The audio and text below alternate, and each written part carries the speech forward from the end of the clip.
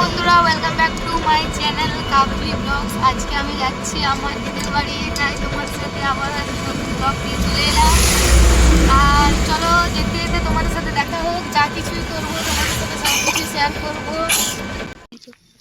High বন্ধুরা, আমরা finally সাতা স্টেশন চলে এসেছি। যার কারণ হচ্ছে তোমাদেরকে তো বললাম দিদির বাড়ি যাচ্ছি আর কিছু শর্ট ভিডিও বানাচ্ছি, তার জন্য এখন আমরা মেন পজিশনে যাচ্ছি। আর তোমরা ভিডিওতে থাকবে, ভিডিও ছেড়ে কোথাও যেও না, ভিডিও স্কিপ করলে বহুত কিছু মিস করবে।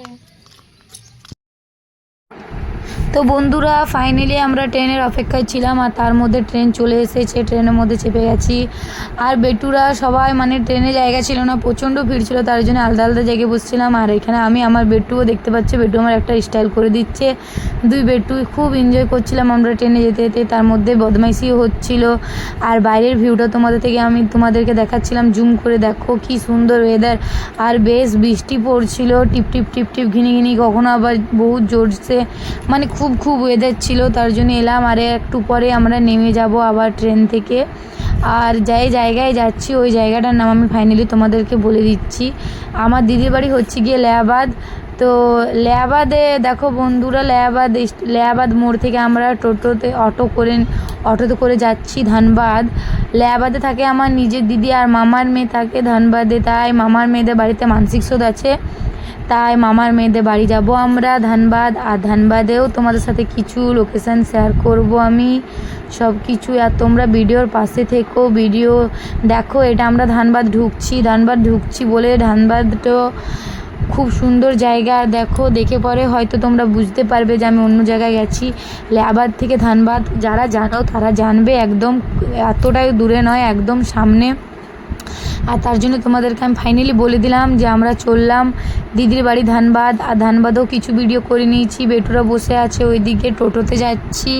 খুব টোটোওয়ালা যে লোকটা ছিল খুব ভালো, খুব সুন্দর ব্যবহার, ফার্স্টবার দেখলাম এরকম ব্যবহার, খুব ভালো লাগলো। আর প্রচণ্ড ট্রাফিক জ্যাম, তার জন্য একটু যেতেও আমাদের লেট হয়ে গেছে। আর যে কারণে যাচ্ছি ওই কারণটা হচ্ছে গিয়ে যে দিদির ছেলের মানসিক শোধ করলো, তার জন্যই যাচ্ছি। বন্ধুরা, যদি আমার ব্লগ ভিডিওটা ভালো লেগে থাকে তাহলে অবশ্যই একটা লাইক, কমেন্ট, শেয়ার, সাবস্ক্রাইব করে দিও আর আমার ভিডিওর পাশে থেকে রেডি। দিদির বাড়ি চলে এসেছি, দিদির বাড়ি এসে পরে খাওয়া দাওয়া করছি। খেলাম মিষ্টি কচুরি, ওগুলো তোমাদেরকে দেখানো হলো না। আর এখন খাচ্ছি মুড়ি, খেলাম চানাচুর, চপ দিয়ে করে খেলাম। আর এরপর চলো আস্তে আস্তে শেয়ার করি। আর যে কারণে এসেছি সেই কারণটা হচ্ছে দিদিরা দিয়েছে পাঠা, তার মানসিক শোধ হলো, তার জন্যে মাংস খেতে এসেছি, খাবার খেতে এসেছি। দেখো এই দিদি এসেছে, দিদি হাই কর। আরে দিদি একে তো ঝগড়া করাতে এক্সপার্ট আছে, সবাই তো দেখেছে ঝগড়া করার ভিডিওটা। হ্যালো বন্ধুরা, দেখো এসে পরে দিদিদের বাড়িতে দুপুরে খাবার খাচ্ছি। তোমাদের সাথে তো একটু ভিডিও শেয়ার করলাম যে কিছু পেরেছি। আর এতক্ষণ আমার ক্যামেরা করে দেওয়ার কেউ ছিল না, এতক্ষণে আমার ক্যামেরাম্যান এসেছে, তার জন্য এখন খাচ্ছি। আর চলো আমার ভিডিওর পাশে থেকো। হ্যালো বন্ধুরা, দেখো খাওয়া দাওয়া হয়ে গেছে। এখানে বাসন মাজছে, 2টা কামিন অর্ডার করেছি। তারপর আর এখানে আমি বুটি পাচ্ছি, যার কারণ হচ্ছে বুটি রান্নার ডিউটি আমার। আর আমি বুটি রান্না করবো আর এদেরকে খাওয়াবো, তারপর তোমাদেরকে দেখাবো এদের মুখের কি এক্সপ্রেশন হয়।